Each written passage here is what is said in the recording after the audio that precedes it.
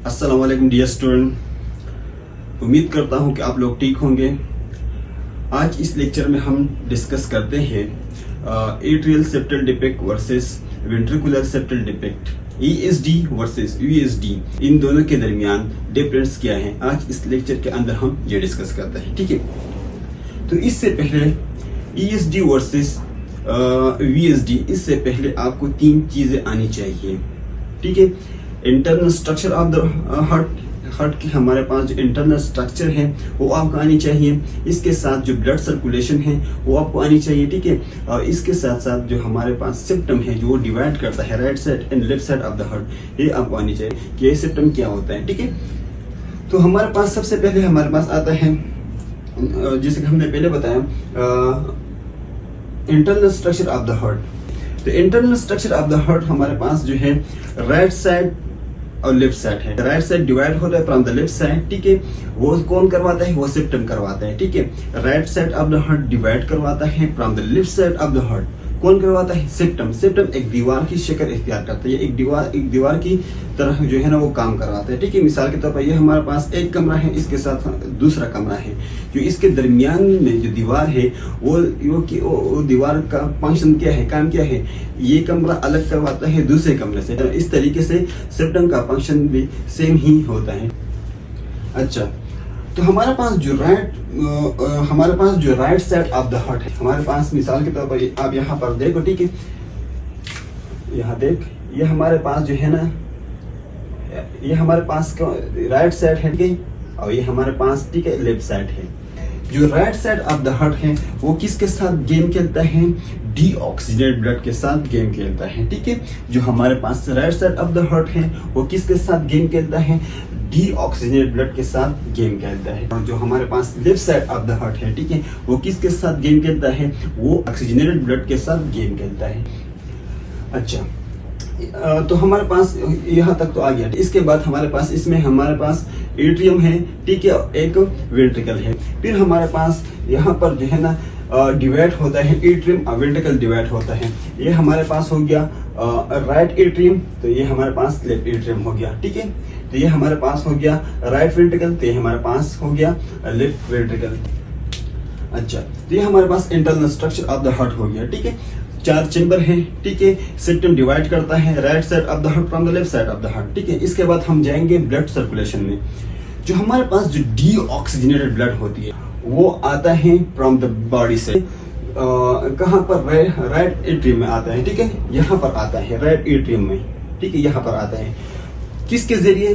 Through superior vena cava के जरिए, and inferior vena cava के जरिए राइट एट्रियम में आता है। फिर राइट एट्रियम से हमारे पास आता है राइट वेंट्रिकल में आता है, ठीक है। राइट वेंट्रिकल से फिर जाता है लंग्स में थ्रू द पल्मोनरी आर्टरीज के जरिए लंग में जाता है। लंग में किस लिए जाता है? वहां इस ब्लड के साथ ऑक्सीजन मिल जाता है और ऑक्सीजनेटेड ब्लड बन जाता है। जब ऑक्सीजनेटेड ब्लड बन गया लंग्स में, फिर जो है ना पल्मोनरी वेन इस्तेमाल करता है। वो ब्लड पल्मोनरी वेन के जरिए राइट एट्रियम में आता है, सॉरी लेफ्ट एट्रियम में आता है, ठीक है। लेफ्ट एट्रियम से फिर आता है लेफ्ट वेंट्रिकल में।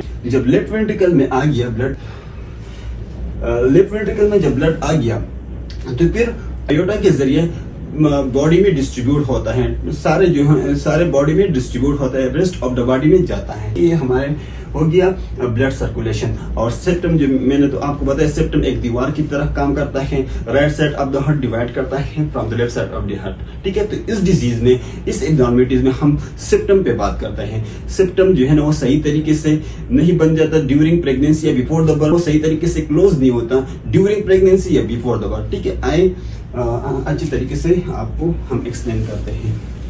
तो एट्रियल सेप्टल डिफेक्ट आसान अल्फाज में हम ESD की जो एब्रिविएशन से निकलता है, ठीक है, ESD हम बोलते हैं, ठीक है। इसके यहाँ पर जो डिफेक्शन आ जाते हैं, खराबी आ जाती है, किसमें? एट्रियम में खराबी आ जाती है, ठीक है। एट्रियम में कहाँ पर आती है हमारे पास खराबी? यहाँ जो हमारे पास जो सेप्टम है, ठीक है, राइट एट्रियम और लेफ्ट एट्रियम के दरमियान जो सेप्टम होता है, ठीक है, नॉर्मली किस तरीके से होता है? इस तरीके से होता है, ठीक है। लेकिन यहाँ पर जो है ना होल रिमेन रह जाता है ड्यूरिंग द प्रेगनेंसी या बिफोर द बर्थ, ठीक है, पैदाइश से पहले, ठीक है। तो इसकी वजह से यहाँ पर हमारा, जैसे कि हमने पहले बताया कि राइट साइड हमारे पास डीऑक्सीजनेटेड ब्लड के साथ खेलता है, ठीक है, और हमारे पास जो लेफ्ट साइड हमारे पास होता है वो ऑक्सीजनेटेड ब्लड के साथ खेलता है। तो यहाँ पर तो दीवार जो है ना ओपन है, इसमें सुराख है, ठीक है।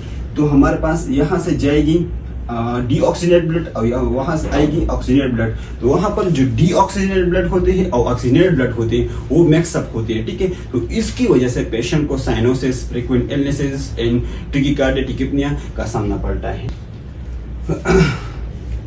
अच्छा, तो वेंट्रिकुलर सेप्टल डिफेक्ट का मतलब क्या है?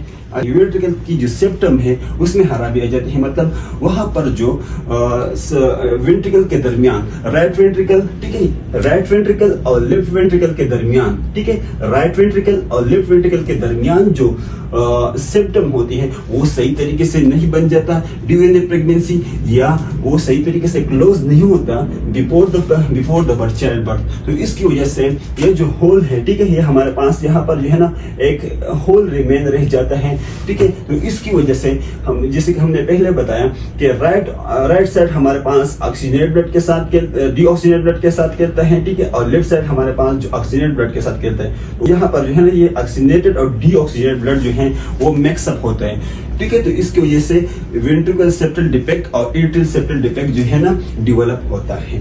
अच्छा, अभी हम बात करते हैं थोड़ा सा पैथोलॉजी के बारे में। सेप्टम डिवाइड या डिवीजन, सेप्टम डिवाइड करता है, ठीक है, between left and right atria. Septum क्या करता है? वो डिवाइड करता है, इधर देख, ठीक है, क्या करता है?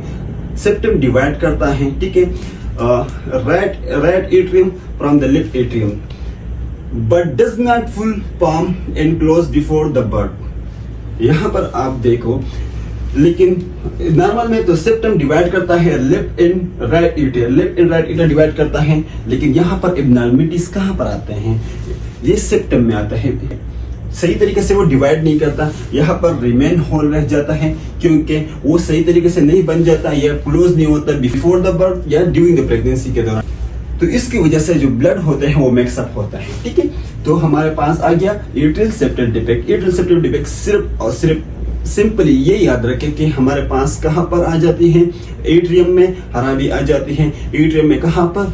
जो सेप्टम होती है वो उसमें होल बन जाता है, ठीक है।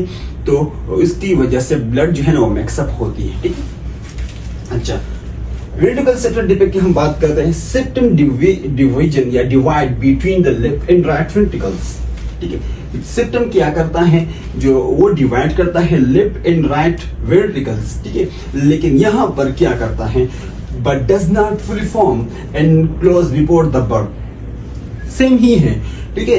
बर्थ से पहले, पैदाइश से पहले या ड्यूरिंग द प्रेगनेंसी के दौरान जो बच्चे का जो सेप्टम होल होती है, ठीक है, वो सही तरीके से क्लोज नहीं हो जाता या वो सही तरीके से बंद नहीं जाता, ठीक है, नहीं बनता, ठीक है। तो इसकी वजह से होल रिमेन रह जाता है।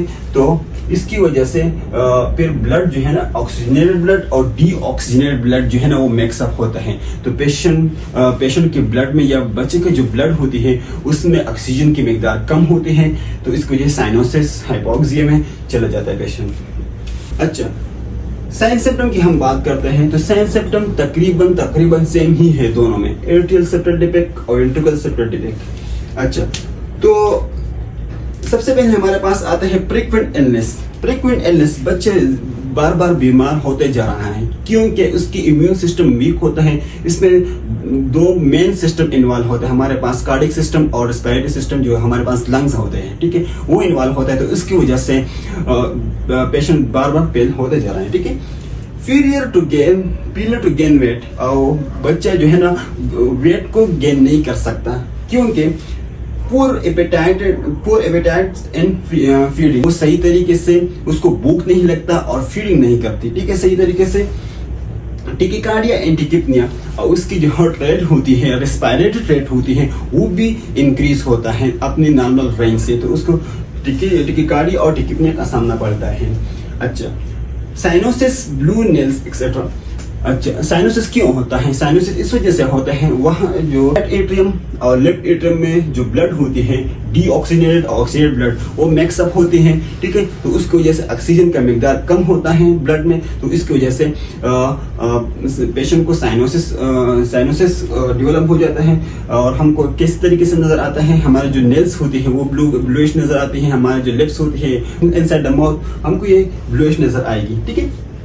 अच्छा, वेंट्रिकल सेप्टल डिफेक्ट की हम सेंसिटिविटी की बात करते हैं तो वो सेम ही है, फ्रीक्वेंट इलनेस है, बार बार बीमार होता जा रहा है बच्चा, period to gain weight gain नहीं कर सकता due to for hepatitis and feeding, वो सही तरीके से फीडिंग नहीं करते, वो उसको सही तरीके से भूख नहीं लगता, तो इसकी वजह से वो जो है ना वेट गेन नहीं कर सकते, ठीक है। कार्डियोटिकेपनिया, हार्ट रेट भी ज्यादा होता है, रेस्पिरेटरी रेट भी ज्यादा होता है, साइनोसिस, ऑक्सीजन ब्लड में ऑक्सीजन की मिकदार कम होने की वजह से साइनोसिस भी डेवलप होता है। और हमारे जो नेल्स होती हैं, हमारे जो हूंड होती है, लिप्स होती है, ठीक है, वो भी ब्लूइश नजर आएगी, सही है। अच्छा, अगर हम डायग्नोस की बात करते हैं तो एट्रियल सेप्टल डिफेक्ट जो है ना वो लेस कॉमन है as compare to ventricular septal defect, क्योंकि ज्यादातर बच्चे हमारे पास जो आते हैं वो वेंट्रिकुलर सेप्टल डिफेक्ट के साथ आते हैं और एट्रियल सेप्टल डिफेक्ट के साथ इतना बच्चे डायग्नोस नहीं होता। अच्छा, तो साइन सिम्टम के बाद हम आ जाते हैं ट्रीटमेंट के। ट्रीटमेंट के ऊपर स्मॉल एएसडी, अगर एट्रियल सेप्टल डिफेक्ट का जो होल होते हैं बिटवीन द राइट एट्रियम, ठीक है, राइट एट्रियम और लेफ्ट एट्रियम के दरमियान जो होल होता है वो छोटा होता है, छोटा सुराख होता है, वो तो फिर क्या हो जाता है, will close on their on without medical intervention, उसको कोई भी मेडिकल इंटरवेंशन की जरूरत नहीं होती है, वो टाइम के साथ साथ खुद ब खुद ठीक हो जाता है। टाइम के साथ साथ क्या हो जाता है, वो क्लोज होता जाता है, ठीक है, टाइम के साथ साथ इसकी मेडिकल इंटरवेंशन की कोई भी जरूरत नहीं होती है, ठीक है, अगर सुराख जो है ना वो स्मॉल होता है। अच्छा, large ASD, large atrial septal defect between the right atrium and left atrium के दरमियान जो सुराख होते हैं, अगर वो बड़ा लार्ज होता है, ठीक है, अगर वो लार्ज होता है तो इसके लिए हम नीड सर्जिकल इंटरवेंशन, इसके लिए हम जो है सर्जिकल इंटरवेंशन करते हैं, सर्जरी करवाते हैं, ठीक है। तो ये हमारे पास हो गया एट्रियल सेप्टल डिफेक्ट की ट्रीटमेंट। सेम ही होता है वेंट्रिकल सेप्टल डिफेक्ट की ट्रीटमेंट भी सेम ही होता है। आप यहाँ देखो, अच्छा, more cases will resolve on their on without surgery, बहुत से केसेस जो हमारे पास आते हैं, ठीक है, वो बहुत रिजॉल्व होता है, उसके लिए सर्जिकल या मेडिकल इंटरवेंशन की कोई भी जरूरत नहीं होती।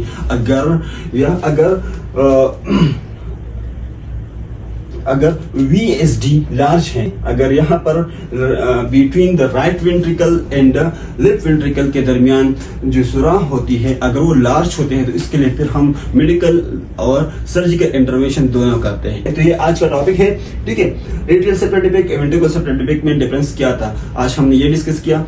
इंशाल्लाह नेक्स्ट वीडियो में हम इलेक्ट्रोलाइट्स की सीरीज पे जाएंगे, तो इंशाल्लाह नेक्स्ट वीडियो में हम ये डिस्कस करें। Thank you, Allah Hafiz.